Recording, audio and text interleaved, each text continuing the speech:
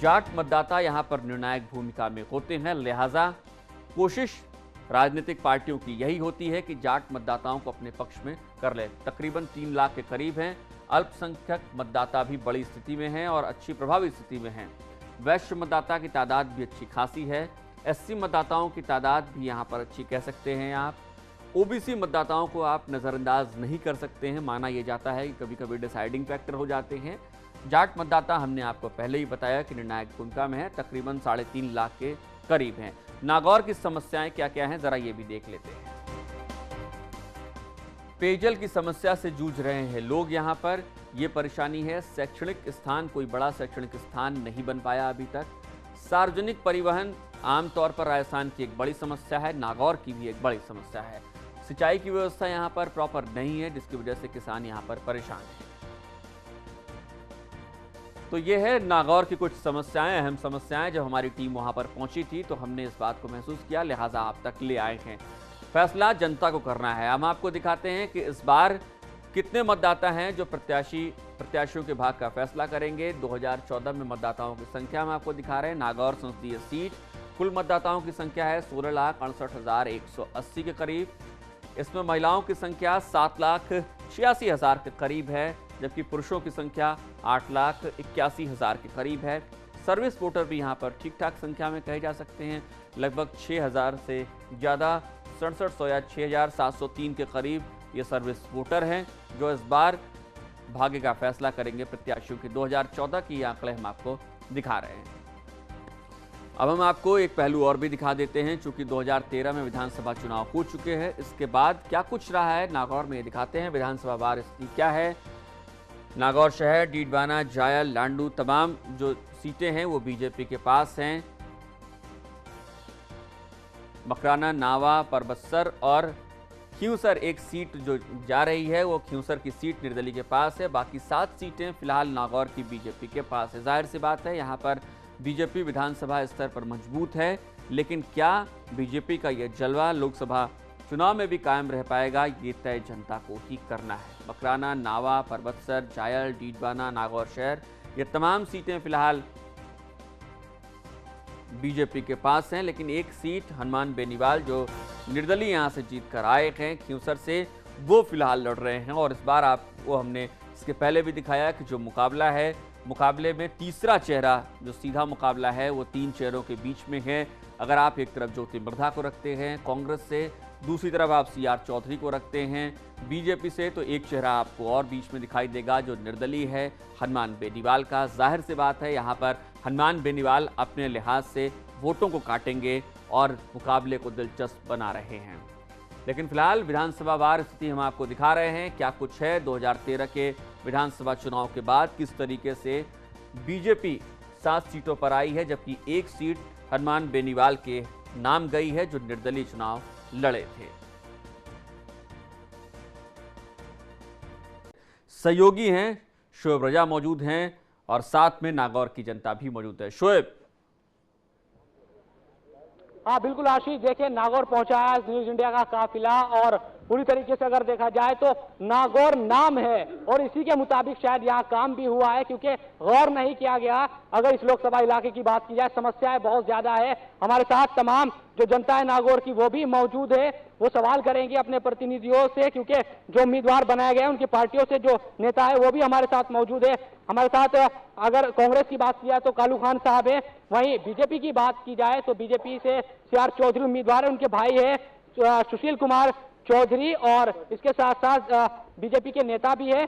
वहीं BSP के प्रत्याशी है नागौर से, यहाँ पर अगर बात की जाए अब्दुल अजीज साहब, वो भी मौजूद है।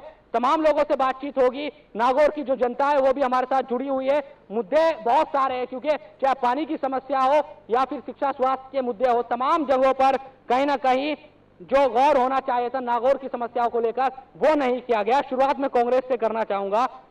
आपके जो प्रत्याशी इस बार भी है ज्योति मिर्धा, उसको जिताकर पहले भी जनता ने भेजा था, लेकिन 5 साल में लोगों के जो दर्द की कहानियां हैं वो बहुत ज्यादा है। आज मैं पूरी जो काफी जगहों पर गया लोकसभा इलाके में, लोग यही कह रहे हैं कि काम जो होना चाहिए था वो नहीं हो पाया। नहीं, काम करने में हमारी सांसद जो है कहीं भी कसर नहीं छोड़ी है। उसने अपना 5 साल में काम बहुत अच्छे ढंग से किया है। उसी के कारण दोबारा पार्टी ने टिकट दिया है और वो आगे भी काम करने में सक्षम है। क्या काम किया है, 2 उपलब्धियां गिनवाइए। तमाम किस्म के जो भी उसके सामने काम आए उन कामों में कहीं कसर नहीं छोड़ी है। जो एक सांसद के कोटे में आता है वो काम, उसमें उसने कहीं भी कसर नहीं छोड़ी है, इसमें कोई दो राय नहीं। बिल्कुल, ये कालू खान साहब का कहना कि काम हुआ है क्या नागौर में? कहीं नजर तो आता नहीं है, और सबसे बड़ी बात यह है कि इनके फंड में जो कोर्स होता है उसमें से 4 करोड़ रुपया तो इन्होंने लैप्स ही कर दिया है। वो यदि गरीब आबादी में देते हैं तो कुछ किसी न किसी आबादी को तो फायदा होता, बाकी कोई बड़ी चीज की तो इनसे उपेक्षा ही क्या करते हैं। जो इनके हाथ में था, कलम से ही मात्र होता था, तो यहाँ पर कोई भी योजना, परियोजना, बड़ी योजना, इस विकास की कोई परिकल्पना कुछ भी इन्होंने ये नहीं दर्शाया। कि बीजेपी कह रहे हैं कि काम नहीं हुआ, कांग्रेस कह रहे हैं कि हमने काम करा है। आपके मुद्दे क्या है? बीएसपी किसके सहारे यहाँ रेगिस्तान में हाथी को दौड़ाना चाहती है? देखिएगा, सन 47 से लेकर आज तक कांग्रेस पार्टी ने हुकूमत की है, बीजेपी ने हुकूमत की है। ये नागौर की जनता पूरी जानती है कि यहाँ पर आज तक कोई विकास नहीं हुआ है, न पानी की समस्या इतनी है, रोड बिल्कुल ख़राब है, यहाँ चिकित्सा की ऐसी व्यवस्था ख़राब है। रोड मैप है, आपने कुछ योजना बनाई है कि अगर आपको चुनती है नागौर की जनता तो क्या करेंगे? जी, यहाँ के रोड तो बनेंगे ही, लेकिन यहाँ जो मजदूर योजना है आपके, हमारी योजना है कि राजस्थान के अंदर हर जो इंदिरा नहर का पानी है गांव के अंदर पहुंचाना चाहते हैं, गली गली के अंदर पहुंचाना चाहते हैं, और रोड हर गली गली के अंदर होना चाहिए। मुद्दे हैं, कह रहे हैं कि रोड पहुंचाएंगे, तमाम चीजें हैं। क्या होना चाहिए था नागौर में जो अब तक नहीं हो पाया? क्योंकि ये भी कहीं ना कहीं आरोप लगते आए हैं कि वंशवाद की राजनीति ज्यादा होती रही है।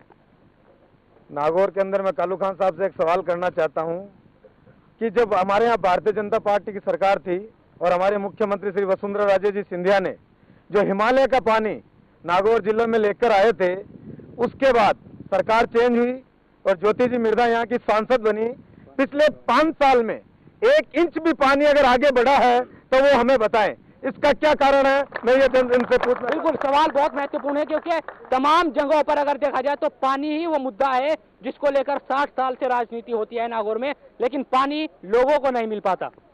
कांग्रेस ने अपने बजट से, कांग्रेस पार्टी ने 300 करोड़ की मीठे पानी की योजना जो है इस नागौर जिले के अंदर स्वीकृत करी, और उसी के कारण पूरे नागौर जिले के अंदर पाइप बिछाए जा रहे हैं, काम चालू है, काम में प्रोग्रेस में है, और मीठा पानी हमारे नागौर को बराबर मिल रहा है। आसपास के गांव में पानी मीठा मिल रहा है, इसमें कोई कसर नहीं है। बिल्कुल कसर बाकी नहीं है ऐसा कहना है, लेकिन जनता से जरा पूछ लेते हैं किस तरह की और समस्या है, क्योंकि नागौर की बात की जाए, चाहे शिक्षा की बात की जाए, स्वास्थ्य की हम बात करते हैं, तो क्या नजर आता है? सांसद महोदय 5 साल में कहाँ थी नागौर की जनता तो पहले ये जानना चाहती है। रही विकास की बात, नागौर जिला मुख्यालय होने के बाद भी यहाँ पर कोई पॉलिटिकल कॉलेज नहीं है, मेडिकल कॉलेज नहीं है, शिक्षा का, स्वास्थ्य का कोई भी नागौर में कोई विकास नहीं हुआ। कोई भी केंद्रीय विद्यालय नागौर में भी जिला स्तर पर नहीं है, जबकि आप प्रत्येक जिले में देखेंगे तो आपको केंद्रीय कार्यालय, केंद्रीय स्कूल मिलेगा। सरकारी कर्मचारी जो होते हैं जिनका केंद्रीय सेंट्रल में नौकरी करते हैं उनके बच्चों की पढ़ाई के लिए। दूसरी बात, प्रत्येक जिले में स्पोर्ट्स क्लब बन रहे हैं, कहीं हैंडबॉल का बना, कहीं वॉलीबॉल का बना। नागौर में आज तक कोई स्पोर्ट्स क्लब नहीं बना। सरकारी स्तर पर केवल एक नागौर क्लब है, इसमें केवल बैडमिंटन के गेम के अलावा नागौर में किसी तरह के गेम की सुविधा ही नहीं है। सरकारी स्तर पर तीरंदाजी और तैराकी के लिए बच्चों को जो आज एग्जाम टूर्नामेंट में जाते हैं उनके लिए कोई सुविधा ही नहीं है। तो ये खिलाड़ियों को जब हम कहते हैं हमारे खिलाड़ी ओलंपिक में जाएं नहीं जाएं, तो आप सुविधाएं तो मुहैया करें, आपकी सरकार थी केंद्र में। तमाम चीजें बताइए। नागौर जिला है, जिला होते हुए भी चिकित्सा वर्ग से पिछड़ा हुआ है। मैं कालू खान जी से ये पूछना चाहूंगा कि अशोक गहलोत जी ने जो पंडित जवाहरलाल नेहरू हॉस्पिटल का उद्घाटन किया था वो चालू क्यों नहीं हुआ? और नागौर का जो मेन हॉस्पिटल है उसके अंदर भी अगर मरीज थोड़ी सी भी ज्यादा तकलीफ हो जाए तो यहाँ डॉक्टर की सुविधा नहीं है, वो क्यों नहीं हो रही है? और उनको सीधा जोधपुर या अस्पताल नहीं है, स्कूल नहीं है, तमाम जो दिक्कतें है वो यहाँ पर नजर आ रही है। हालांकि लोगों की शिकायत इसलिए भी ज्यादा है क्योंकि सालों से कांग्रेस का कब्जा इस सीट पर रहा है। सवाल फिर आपसे ही है, ना स्कूल, जो हॉस्पिटल है उनकी समस्याओं को लेकर लोग शिकायत कर रहे हैं, स्कूल नहीं है, और ये भी कहा जा रहा है केंद्र में भी आप ही की सरकार थी, सांसद भी आपके थे, और राज्य में भी आप ही की सरकार थी। जब काम नहीं हो पाए तो कैसे हो गए काम? देखिए, हमारी सरकार ने हॉस्पिटल के संबंध में आप मेरे भाई ने जो सवाल पूछा है, मैं उनसे बताना चाहूँगा, नागौर हॉस्पिटल जो है अपने जगह पे काम कर रहा है। उसके अलावा जो 300 बेड का जो हॉस्पिटल अभी जो तैयार हुआ है, उसमें सारी व्यवस्थाएं हैं जो उपलब्ध कराई जा रही है और हो रही है, और वो अति शीघ्र आपके सामने है और वो चालू होने वाला है। उसमें सारी सुविधाएं हैं, वो सारी जनता को मिलेगी, इसमें कोई दो राय नहीं है। बिल्कुल, लोगों की अलग अलग, क्योंकि जाहिर सी बात है, लोगों की जो दिक्कतें, जो परेशानियां बहुत ज्यादा है। जी बताइए, आप बताइए क्या होना चाहिए। बैठ के आराम। मेरा नाम अब्दुल रहमान है और कांग्रेस सरकार ने आज तक ज्योति जी ने कुछ भी नहीं किया। कुचेरा में मैं परसों गया था तो जनता पानी के लिए तरस रही थी और विज्ञान संडास के लिए तरस रही है, और यहाँ 40 कौम के हिंदू मुसलमान के 40 कौम के लेबर गरीब समाज का कोई विकास नहीं हुआ। आज तक कांग्रेस सरकार ने कुछ नहीं किया।